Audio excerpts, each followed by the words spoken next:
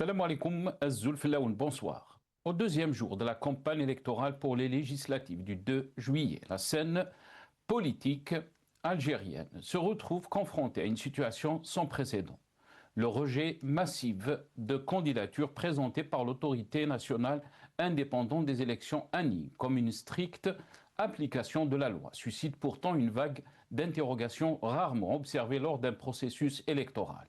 Les motifs avancés pour justifier ces exclusions paraissent dans de nombreux cas difficilement compréhensibles, alimentant un profond malaise au sein de la classe politique. Fait révélateur, les critiques ne proviennent pas uniquement des partis de l'opposition.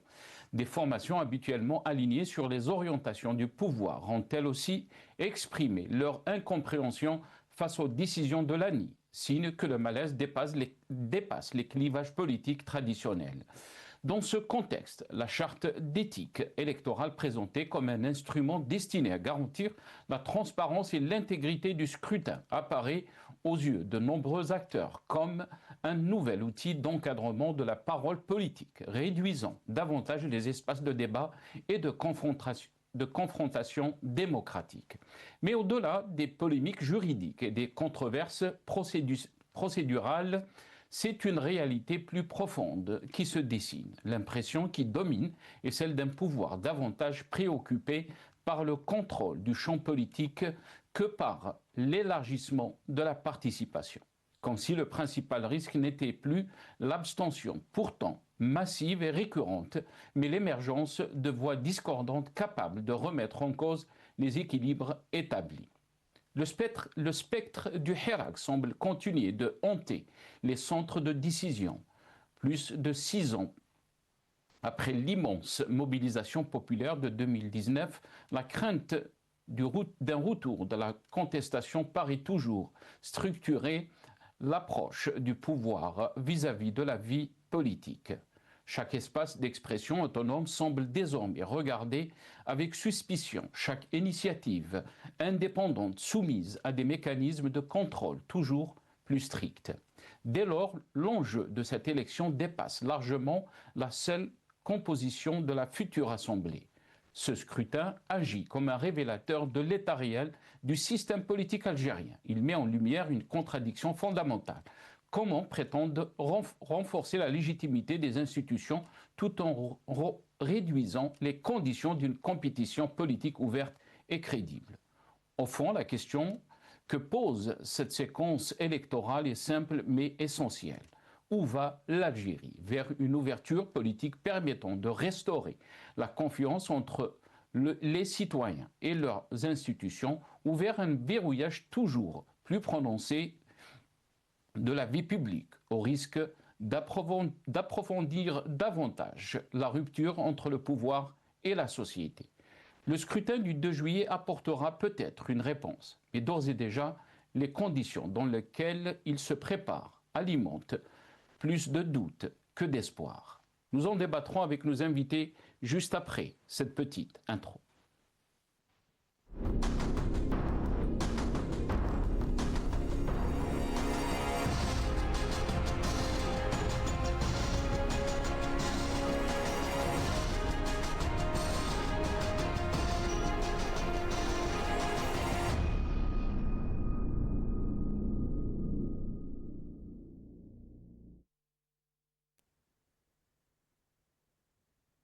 Législative 2026, campagne électorale ou mise en scène politique. C'est le titre de notre émission pour ce soir. Et pour en parler, j'ai le plaisir d'avoir avec nous Maître Saleh Debbouz, avocat et défenseur des droits de l'homme. Il est avec nous depuis Bruxelles, la capitale donc belge, via Skype. Maître Saleh Debbouz, bonsoir. Merci beaucoup d'avoir accepté l'invitation. Marhaba bik, c'est Saleh. Bonsoir, c'est Nasser. Bonsoir aux téléspectateurs et bonsoir à votre invité que je vais découvrir tantôt. Merci. Atek Saha, Et maître, d'avoir accepté l'invitation. Marhaba bik. On aura le plaisir aussi d'avoir avec nous depuis Constantine Abdelkrim Zrilech, journaliste et militant politique. Il sera avec nous dans un petit moment depuis Constantine, mais aussi on aura avec nous aussi Omar Et Mokhtar, militant politique. Il sera avec nous depuis Paris par téléphone. Abdelkrim Zghil et Omar El Mokhtar ne sont pas encore présents, mais on va commencer avec ces titres de la presse concernant donc le thème de ce soir, l'APS, qui a titré Législative du 2 juillet. Plusieurs partis politiques lancent leur campagne à partir du sud du pays, donc a titré l'APS. Le journal Horizon, législative du 2 juillet, le grand test de la démocratie, selon la presse nationale. La presse nationale s'accorde à présenter la campagne pour les élections législatives du 2 juillet comme une étape cruciale pour la consolidation démocratique, a écrit donc l'Horizon. Et on termine avec ce titre de Radio des Sans-Voix, donc le site Radio des Sans-Voix qui a titré Derrière la façade électorale, un scrutin verrouillé et un récit médiatique sous contrôle. En Algérie, la couverture médiatique des législatives du 2 juillet 2026 par la presse pro-pouvoir présente le processus électoral comme une suite d'étapes administratives normales. Validation des listes, attribution des numéros, rappel des règles de financement, préparatifs techniques. Ce récit volontairement neutre et procédural masque plusieurs réalités politiques essentielles.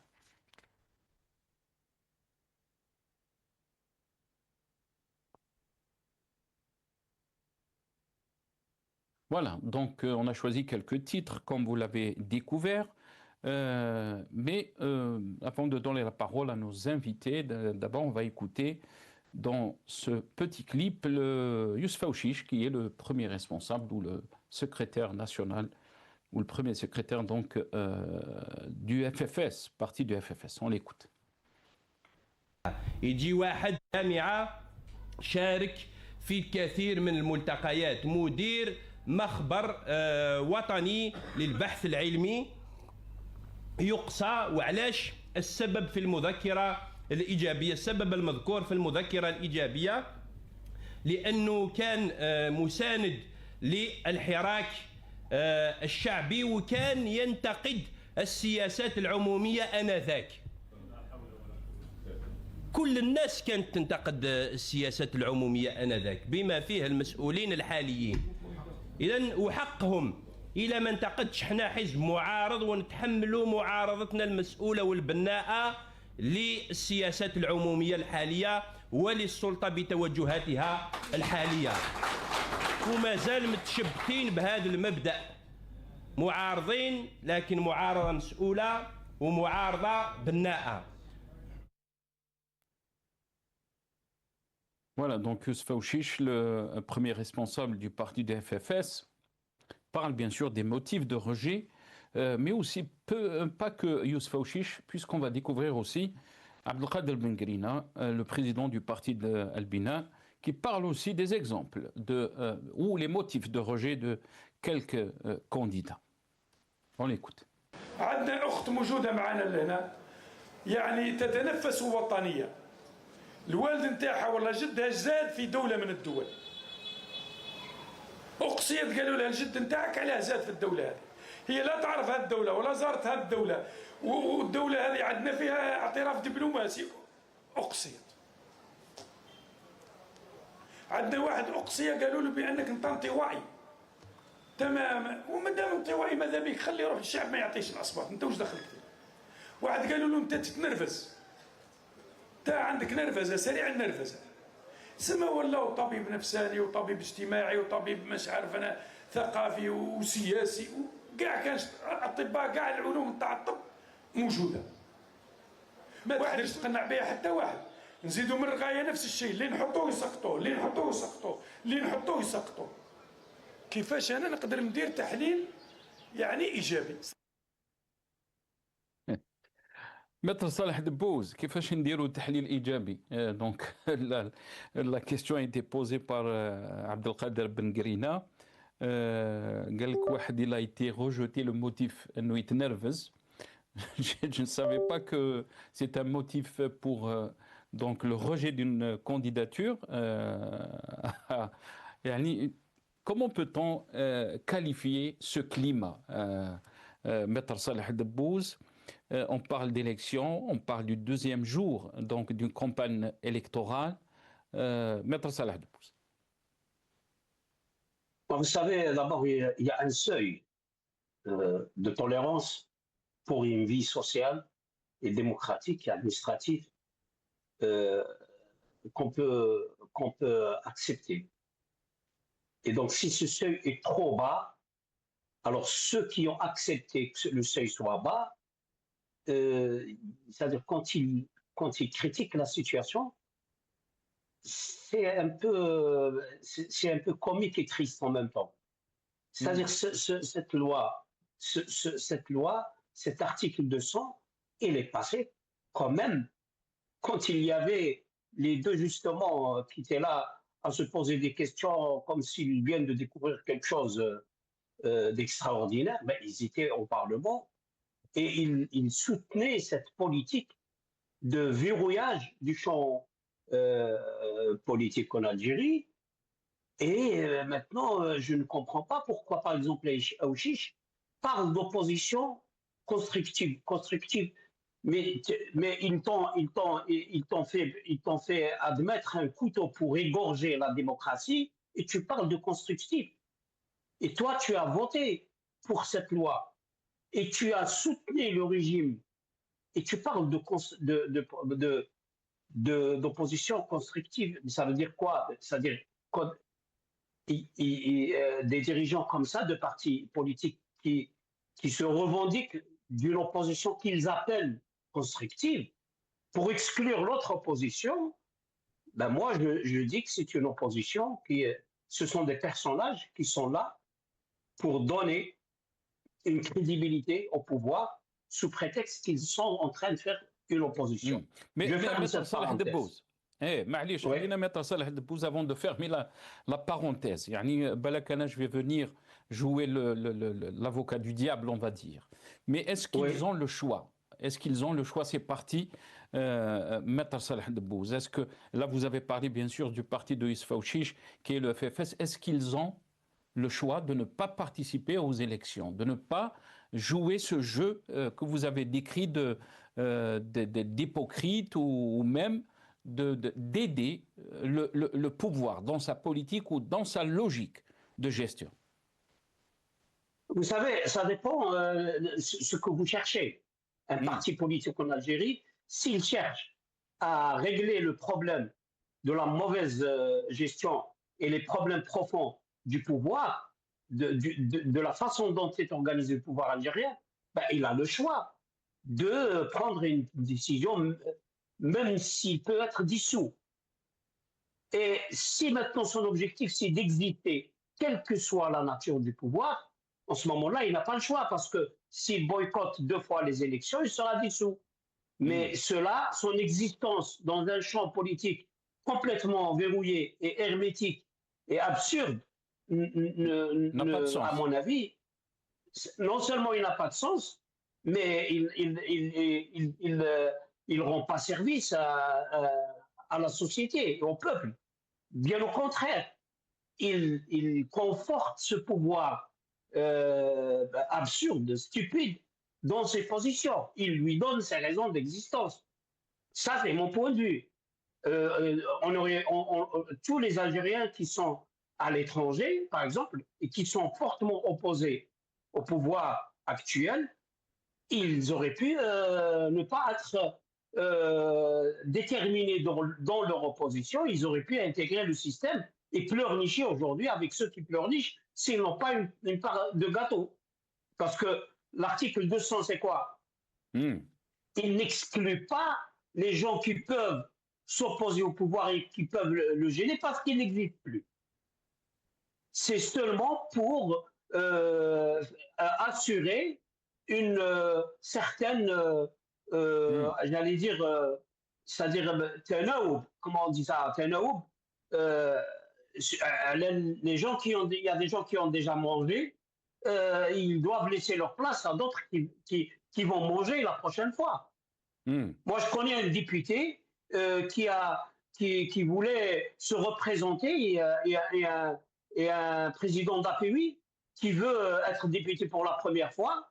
ben, les deux pouvaient diviser l'électorat qui leur convient aux deux, ben, les autorités sécuritaires, parce que c'est eux qui organisent tout ça, ils ont décidé d'éliminer le député actuel parce qu'il a déjà été député et de favoriser le PAPUI pour qu'il devienne député parce qu'il n'a jamais été. Mais les deux font l'affaire de toute façon. Les deux, quand ils sont à la PN, ils vont lever le pied, la main. Donc, vous avez parlé d'alternance, يعني de تناوب. Voilà. Maître Salah Debbouz, restez avec nous. Abdelkrim Zghelish nous a rejoint, mais aussi Omar Ait Mokhtar. Abdelkrim Zghelish, bonsoir. Merci beaucoup d'avoir accepté l'invitation. Marhaba bik, c'est Abdelkrim. Mon ami, bonsoir à tout le monde. Désolé pour le retard, c'est un problème de connexion. Là, on est très content de vous avoir. Je rappelle, Abdelkrim Zghelish, vous êtes journaliste, mais aussi militant politique. Vous êtes avec nous depuis Constantine, mais aussi Omar Ait Mokhtar qui est avec nous, militant politique depuis par téléphone, donc depuis Paris. Omar Ait Mokhtar, bonsoir. Merci beaucoup d'avoir accepté l'invitation. Azoul Daoum. Azoul, bonsoir Nassar, bonsoir à tes invités et aux auditeurs de Maghrébia. Merci beaucoup. Merci Omar Ait Mokhtar d'avoir accepté l'invitation. Abdelkrim Zghelish, quelle est votre lecture de cette situation d'avant ce scrutin? On parle du deuxième jour aujourd'hui, du début de la campagne électorale, dans un climat où ça a été qualifié de verrouillé, des centaines de candidatures ont été rejetées, on parle de presque de plus de 3000 candidatures qui ont été rejetées, mais aussi les motifs qui ont été avancés. On n'arrive plus à comprendre comment ça fonctionne. On n'arrive pas à comprendre donc même les partis qui d'habitude soutiennent les politiques donc du pouvoir se posent les questions par rapport aux motifs avancés. Comment peut-on qualifier la situation ou ce climat d'avant élection donc Abdelkrim Zghelish?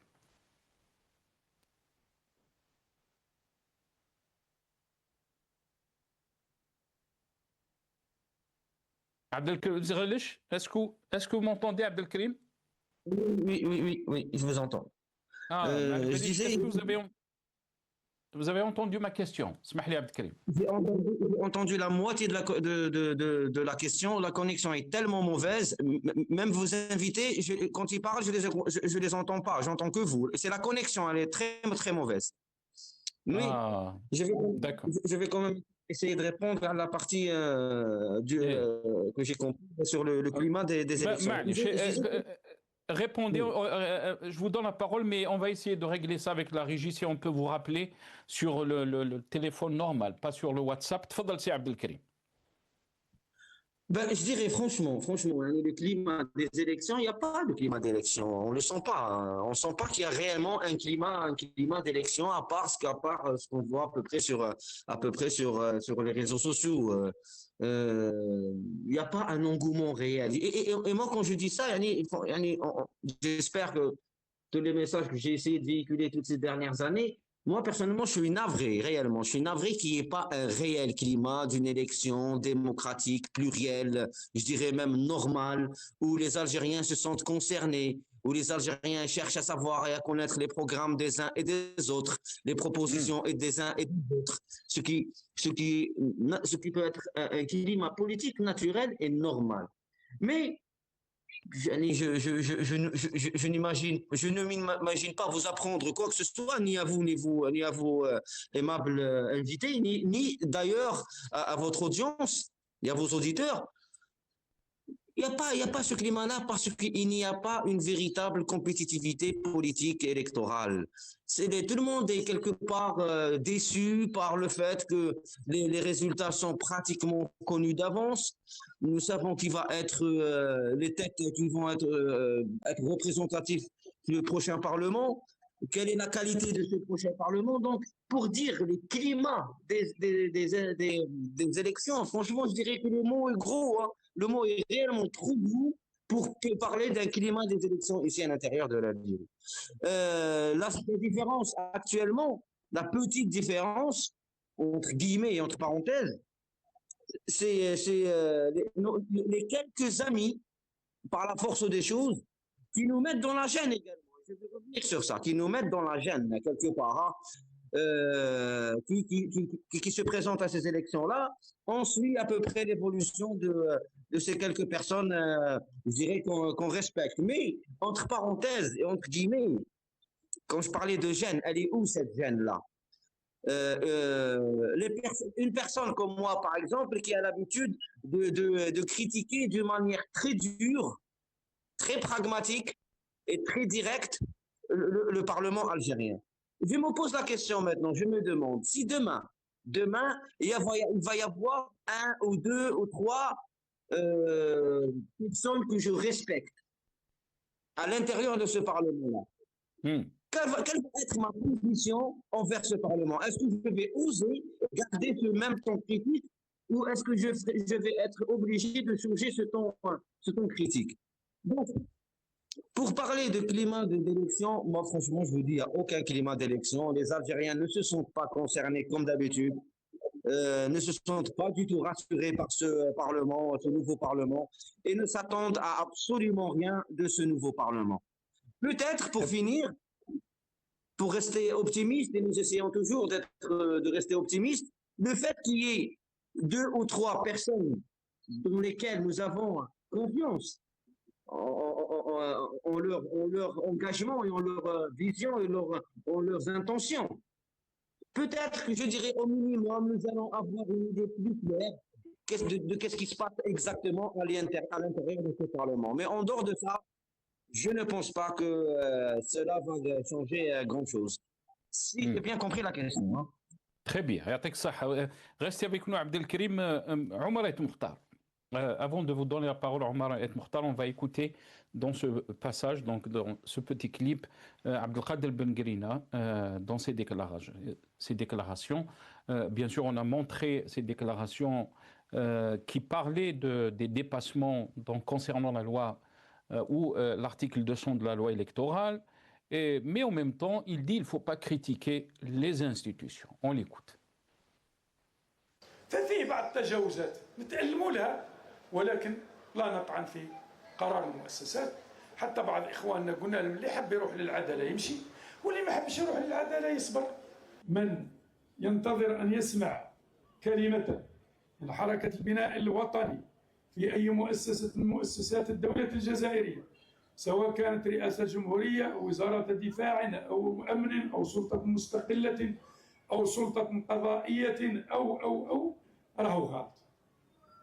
راهو غلط. حركة البناء الوطني تتألم.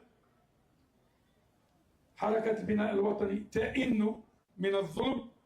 حركة البناء الوطني يوصل لها أحيانا الموصل الأعظم، ولكن لن تقول إلا خيرا في مؤسسات الدولة الجزائرية. ففي بعض التجاوز. Voilà. En même temps, on va écouter dans ce clip qu'on va vous passer, Ousmani, qui est donc le président du Parti du Peuple, صوت الشعب. أنا أدعو بالمناسبة تكون مناظرة معكم. نرقوا الممارسة ويجوا الأحزاب يعطونا برامج وتكون مناظرة مفتوحة ونقاش كما الأعراف الديمقراطية. نفتحوا ديبا وخلي المواطن يشوف. هاولو الديبا قال أنت واش دير 7 مليار واش دير بهم في التربية واش دير بهم في الصحة أي مدرسة يريدوها الجزائري كومبيان كيف ومتى وبعد كلوفة ونفتح نقاشات. هنا صح كان تمكن وندخل في الفري ديبا بوليتيك. الضمان الاجتماعي كيفاه؟ لا روتيرات كيفاه؟ لومبلوا تاع هذو هم الاساتذه تاع العقود ما قبل على مازالوا هاو لو فري ديبا واش دير بهم؟ الخدمه العموميه كيفاه؟ هاو لو فري ديبا. انا نستنى فيه هذا الديبا، هذا هو الديبا بوليتيك. فما تشوفي الكبير والصغير. هاو العبره ماهوش بالسن، بالاداء، بالفكر، بالرؤيه، بالتصور. فكون على يقين بدون مركب نقص، انا داخلين مع الكبار. Voilà. Omar Et Mokhtar, qu'est-ce que vous en pensez de cette situation on parle de deuxième jour de la campagne électorale. Et là, Ousmani dit on veut qu'il y ait un débat entre les personnalités politiques, entre les différents partis politiques. Mais le problème, c'est que la charte de l'éthique a été donc présentée par l'ANI. ne vous permet pas de critiquer, par exemple, le chef de l'État, même la politique du gouvernement. Omar Mokhtar. Et ça est sanctionné par la loi, hein, c'est-à-dire ce pouvoir travaille avec la loi. Et il prend une loi liberticide pour te condamner. Je crois que le régime est arrivé au sommet, le régime est faible et puis il n'a pas de solution. Quand il impose, qui impose Ben Grina, le comique Ben Grina ou la Osmani, tout ça, qui pollue l'espace qui devrait être un espace de débat démocratique. C'est ce pouvoir. Donc, il n'y a pas, ce pouvoir n'a pas pris le pouvoir, le régime n'a pas pris le pouvoir par les urnes pour le rendre avec les urnes ou pour permettre au peuple de choisir ses représentants. Il veut imposer, nommer un parlement qui applaudit exactement comme la législature qui vient de se terminer, qui arrive à sa fin, qui vote justement cet article 200 à 100%. Ils ont voté les décommandements de Boualem à 100%. Aïb, il n'y a pas un député qui vote contre. Ils seraient intelligents, ils auraient mis une vingtaine blancs ou de la contre, il faut un débat contradictoire. Donc, il ne faut rien attendre de ce Parlement. C'est des nominations. On sait qu'il va y aller à l'APN, mais ils ne servent à rien. Ça va être une chambre d'enregistrement. Le pouvoir passe à une vitesse supérieure dans le mépris et il insulte l'intelligence des Algériens. Ce n'est pas logique ni normal. On n'est pas dans un pays normal. Bien sûr. Et là, quand vous parlez de mépris, Omar Mokhtar, comment peut-on lire, par exemple, les critiques qui proviennent des partis non seulement de l'opposition, mais maintenant, c'est des partis qui sont alignés d'habitude au pouvoir. Comment peut-on expliquer? Il n'y a pas d'opposition. L'AFFS, il devient une secte. Il a voté toutes les lois. Maintenant, il va crier. Seul le RCD a respecté et cohérent dans sa démarche, je vais le dire autant de fois qu'il le faut. Autrement, tous les partis, le mot parti, il faut l'enlever. Le parti ne rime à rien. Un parti ne représente rien du tout. D'abord, il est menacé. On a vu le RCD, comment il est outragé à chaque fois. Donc, un parti qui s'oppose, il est outragé. On peut les emprisonner. Fethi Harras, il a la preuve. Son parti donc, est dissous. Et lui, on tente à la prison et puis le contrôle judiciaire. Donc, Arselim, Karim Tabo, il n'y a pas d'opposant. Par contre, si vous permettez, je vais vous dire quelque chose. Nous devrions nous défendre, nous qui sommes à l'étranger. Alors, on a créé un collectif pour s'opposer, évidemment, pacifiquement, pour crier haut et fort, pour porter la voix au moins. Si notre liberté ne sert pas à libérer ceux qui sont en prison, ça ne sert à rien. Maître Debouche, je m'adresse à lui et d'autres avocats ici. On peut s'organiser, quelles que soient nos différences et nos différends. On peut organiser quelque chose pour s'opposer à ce pouvoir. Ça ne sera pas un parlement. Et le fait de mettre Ben Grina dans toutes les chaînes, pour moi, c'est torturer ce peuple. Moi, quand j'écoute Ben Grina, je suis torturé. Quand j'écoute Asmani, je suis torturé. Ils disent toujours la même chose. Et de quelle manière, quel mépris. Ils méprisent le peuple. C'est le pouvoir qui a fabriqué les MRDZ, qui a fabriqué Ben Grina. Donc, les gens valables, soit tu te tais, soit tu es en prison, soit tu as fui à l'étranger. Donc maintenant, ils sont en train même d'accélérer, même, ils votent une loi pour la déchéance de la nationalité. Si tu parles à l'étranger, on va te déchoir de ta nationalité. C'est un pouvoir brutal, parce que la brutalité, c'est l'arme du faible. Ce n'est pas l'arme. Quelqu'un qui est fort, il n'utilise pas la violence. La violence, c'est l'arme du faible. Voilà. Très bien. Reste avec nous, Omar Mokhtar. Par contre, Il y a Oui. les Algériens, il y a certains qui sont obligés d'aller voter parce que si tu ne votes pas, c'est comme si tu es contre le pouvoir, donc ils votent pas. Peut-être, je suis certain qu'il va y avoir des cartons blancs, des bulletins blancs dans les urnes, mais ils vont pas te le dire. C'est une élection faite d'avance, le peuple n'est pas concerné. Voilà, donc ils avancent comme ça, et nous, même à l'étranger d'ailleurs, moi j'ai envie qu'on s'organise parce que l'organisation est la seule arme dont a peur le pouvoir. L'organisation est l'ennemi de la dictature. On ne s'organise pas, chacun chante dans son côté, tout ça, on parle beaucoup, mais on ne fait rien. Très bien. On doit s'organiser, voir comment trouver des solutions.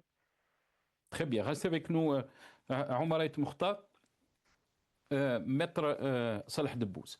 Avant de vous donner la parole, on va écouter dans ce clip qu'on va passer tout de suite Ben Moubarak, donc le responsable du FLN, qui a parlé du front interne et qui a dit qu'il faut le renforcer. Il faut renforcer donc le front interne.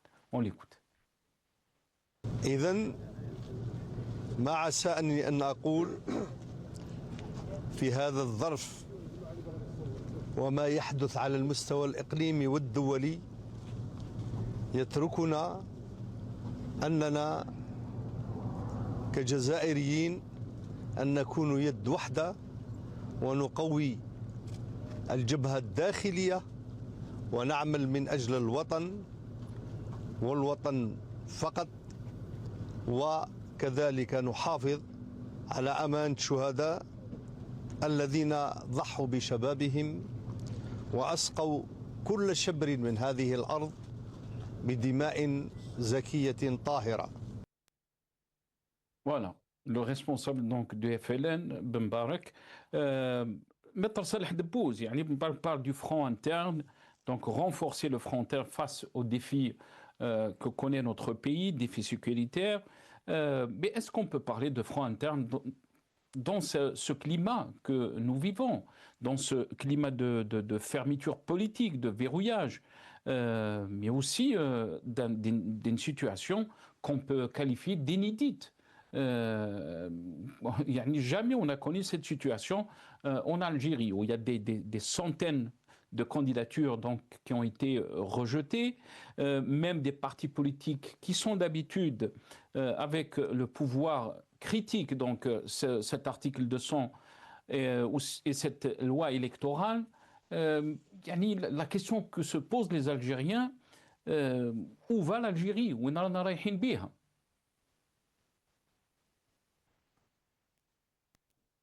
votre invité Omar El Mokhtar intervenait, moi j'entendais rien du tout. Je crois que c'est un problème dans la régie.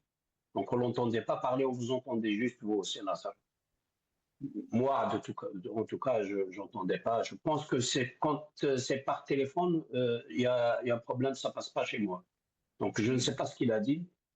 Maintenant, on revient à cette intervention du responsable du FLN. Quand le FLN et les autorités algériennes parlent d'un front interne et d'un front externe et de front, on a l'impression que l'Algérie est dans la même position que l'Iran, c'est-à-dire on est en état de guerre.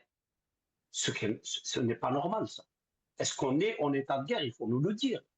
Dans ce cas-là, il faut décréter un état d'urgence, il faut faire la mobilisation générale, il faut prôner une politique de guerre, carrément.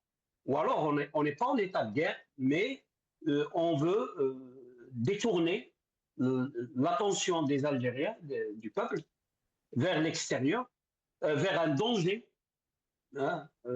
imaginaire, en lui demandant de serrer la ceinture et de renforcer ce qu'ils appellent le front interne pour ne pas qu'il cherche un pneu et du lait et de la pomme de terre et pour ne pas qu'il cherche les meilleurs soins et la meilleure éducation pour lui, pour ses enfants, l'Algérien, parce que on va lui dire, mais écoute, il y a plus urgent, il y a plus grave, puisqu'il y a un danger imminent. Avec qui l'Algérie est en guerre pour renforcer le front interne? Ou alors l'Algérie cherche la guerre. Bon, à ce que je sache, on n'a pas de guerre maintenant, sauf ce régime qui fait la guerre aux Algériens. C'est une guerre un petit peu vous savez, quand vous avez un avocat qui vous dit que vous pouvez être mis en prison de 3 à 5 ans et vous êtes ingénieur ou un universitaire parce que vous avez partagé une publication Facebook ou parce que vous avez liké une publication Facebook, et cet avocat, il vous dit, j'ai des dossiers que j'ai traités qui ont fini comme ça, en montrant un appui à cette politique. C'est une déclaration de guerre aux Algériens, à l'élite même. Vous n'avez pas le droit de réfléchir et vous n'avez pas le droit d'échanger avec d'autres des idées qui peuvent gêner le régime en place.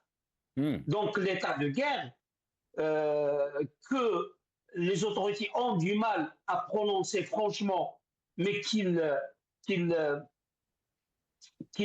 nous font comprendre qu'il existe, c'est un état de guerre du régime politique contre le peuple. C'est ça l'état de guerre. Et quand des responsables demandent au peuple de renforcer le front interne, ils demandent au peuple de soutenir le régime dans sa guerre contre ceux qui sont le reste de l'Algérie, qui n'acceptent pas de vivre dans la misère. C'est-à-dire, aujourd'hui, le message du régime politique en Algérie, des responsables politiques en Algérie, le nationalisme, c'est accepter de souffrir dans le silence. Mais si vous criez votre douleur, là, vous êtes un traître. Il faut vous combattre. Donc, même maintenant, le fait de liker une publication ou de la partager, c'est une forme de crier sa douleur. Et donc, c'est condamnable. Ce régime cherche avec ses satellites, avec tous les moyens qu'il a, il cherche à ce que le peuple accepte de souffrir en silence. Et donc, pourquoi le régime, au lieu de résoudre les problèmes des Algériens, il cherche à les faire souffrir en silence? Pourquoi? Tout simplement parce qu'il ne sait pas proposer de solution. Il ne sait pas donner de solution. Il ne sait pas le faire. Et donc, comme il ne sait pas faire ça, il pense, ce régime, ces autorités, ce système, tous les mots que vous voulez, tous les qualificatifs que vous voulez, parce qu'on nous dit ici, quand on débat comme ça, certains nous disent, c'est quoi votre vis-à-vis qui représente l'État algérien, qui vous gêne? Parfois vous l'appelez régime, parfois vous l'appelez système, parfois vous l'appelez pouvoir. C'est tout ça à la fois. Chacun le qualifie parce qu'il est amorphe, parce qu'il n'a pas de forme. Donc chacun lui trouve un qualificatif. Donc notre problème, le problème de ce régime, c'est qu'il ne sait pas gérer, il ne sait pas résoudre le problème et il veut rester en place. Et là, les moyens militaires, je le dis à chaque fois, et financiers pour continuer à exister. Mais il lui faut une autre chose, il faudrait que le peuple ne le conteste pas. Et pour ça, il a trouvé la solution de lui faire la guerre et de lui faire admettre qu'il faut qu'il souffre en silence. Et ça, c'est une situation qui n'est pas normale. C'est une situation dramatique. C'est criminel, j'allais dire. C'est un crime contre une société qui peut être classé comme crime contre l'humanité. Et en ce moment-là, moi, personnellement, je ne peux pas me taire, même si il y a dans les gens qui dirigent des gens qui peuvent être sympathiques. Moi, je ne critique pas les gens, moi, je critique un système. Et donc, j'avais des amis, j'ai connu des ex-responsables. J'ai une très grande sympathie vers ces ex-responsables quand je les ai connus. Et je sais qu'ils sont honnêtes, corrects, tout ce qu'il y a.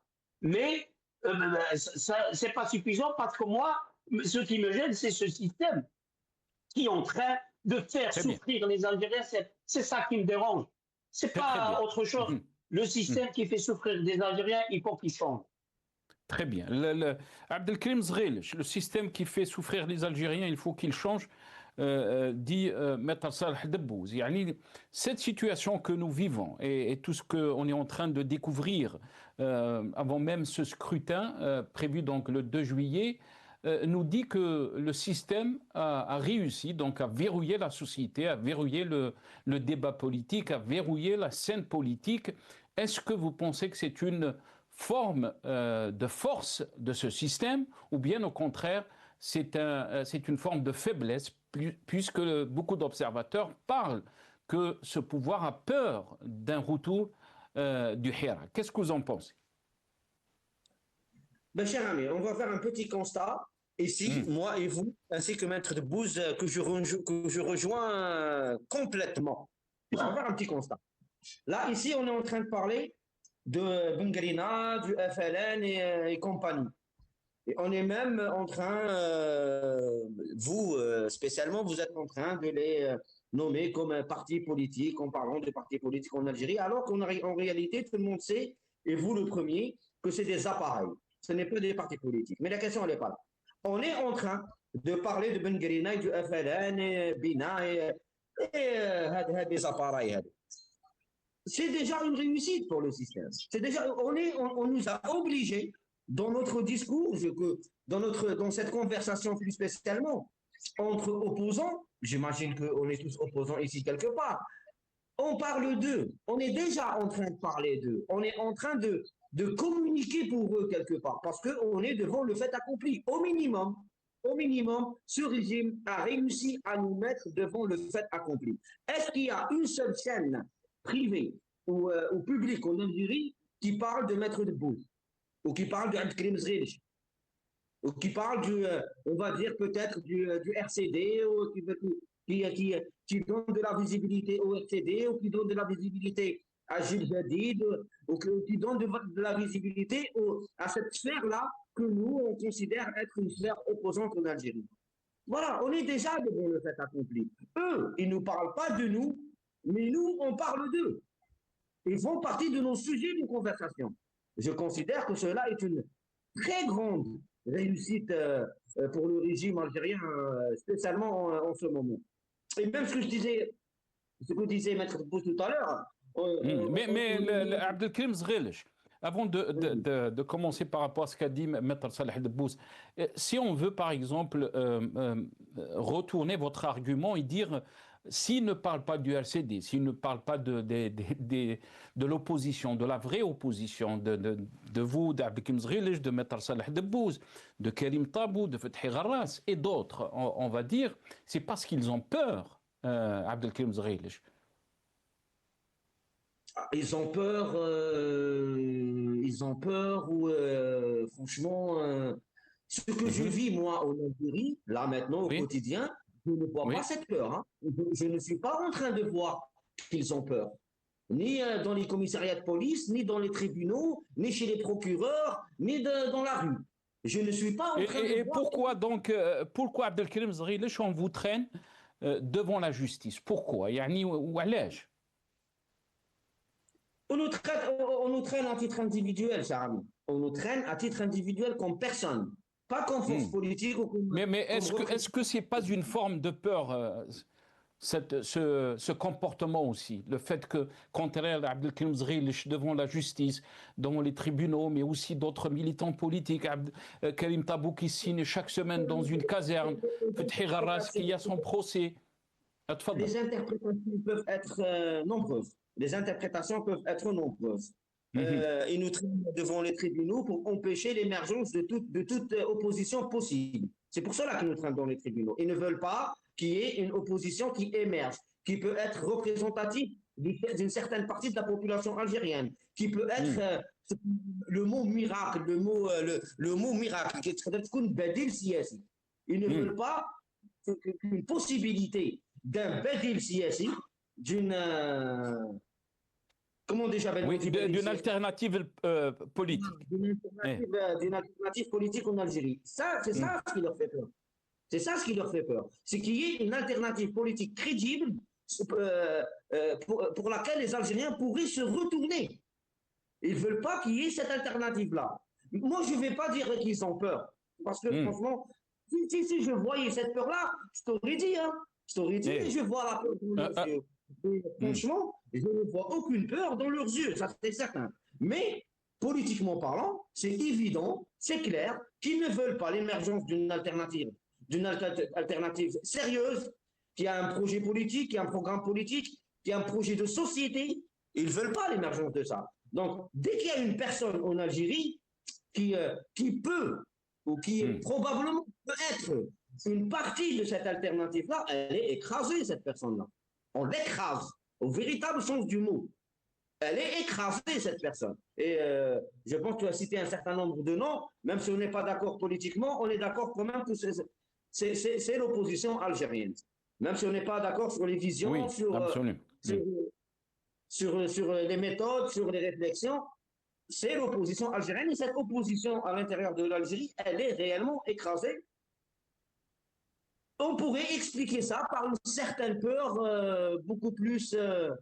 une crainte peut-être, mais peur, franchement, je ne vois pas qui est... Est-ce que vous pensez, très rapidement, Abdelkrim Zreilish, parce que le temps nous presse, est-ce que vous pensez que cette situation peut durer, le régime peut durer avec ce verrouillage politique, avec cette approche, on va dire, répressive? Très rapidement, Abdelkrim Zreilish.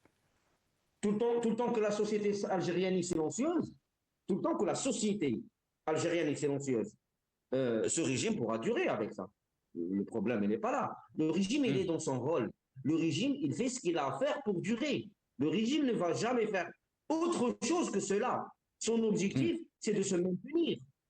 Il faudra jamais s'attendre à quoi que ce soit de la part de ce régime. Mais je dirais, tout le temps que la société algérienne abdique, parce qu'elle est en train d'abdiquer, elle a déjà abdiqué dans ma réflexion, je ne pense pas que le régime va faire l'effort de changer par lui-même. Voilà. Est-ce que vous partagez ce constat? Oumaret Mokhtar? Non, on a perdu Oumaret Mokhtar. Maître Salah Debouche, je vais vous laisser le mot de la fin très rapidement. Est-ce que vous partagez ce constat de Abdelkrim Zreilish? Oui, tout à fait. On est en train de faire le même diagnostic. Peut-être, je suis beaucoup ce qui crée, c'est Abdelkrim sur sa page. Nous avons le même diagnostic. Et nous savons très bien que la situation est grave et que nous risquons, comme je le dis souvent, l'éclatement de la société et de l'État. C'est très grave. Là où on diverge un petit peu, là, je ne peux pas dire que moi j'ai raison ou c'est Abdelkrim ou quelqu'un d'autre, c'est Fethi qui reste un ami ou Tabou ou tous les amis que j'ai connus. On a échangé beaucoup quand j'étais en Algérie et certains ont continué d'échanger jusqu'à maintenant pour comprendre la situation. Là où on diverge, c'est à quel niveau qu'il faut agir. C'est ça le problème. Et moi, je peux donner une image. Si vous avez rapidement, Maître Salah Debouche. Oui, rapidement.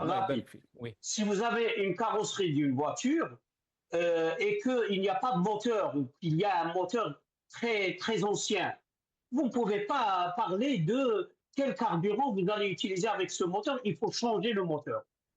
Alors, moi, je pense que le moteur de l'Algérie, c'est le régime, et c'est un moteur à vapeur. C'est un moteur qui date du Moyen-Âge. Il faut le changer, et un changement radical. En ce moment-là, on peut discuter de quel carburant, ou est-ce qu'on peut mettre un système de moteur hybride, un peu d'électricité, un peu de carburant, soit essence, soit etc. Donc là, les débats, ils sont là. Il y a des gens qui ne voient pas encore qu'il y a un problème de moteur. Ils pensent que non, c'est un moteur diesel, il faut mettre un peu d'essence, il faut juste changer le carburateur, etc. Moi, je pense que je suis parmi les gens qui pensent, je ne sais pas si j'ai raison ou pas, qu'il faut changer tout le moteur si ce n'est pas tout le véhicule. Très bien. Merci beaucoup, Maître Salah Debouche. Merci aussi à tous mes invités. On est arrivé à la fin de cette émission. Merci donc Maître Salah Debouche, avocat et défenseur des droits de l'homme. Merci Abdelkrim Zreilish, journaliste et militant politique. Il était avec nous depuis Constantine. Et merci aussi Oumaret Mokhtar, militant politique. Il était avec nous depuis Paris. Merci à vous. chers téléspectateurs, d'avoir suivi cette émission. Yartekoum Saha, ou Bkhaw ala khair.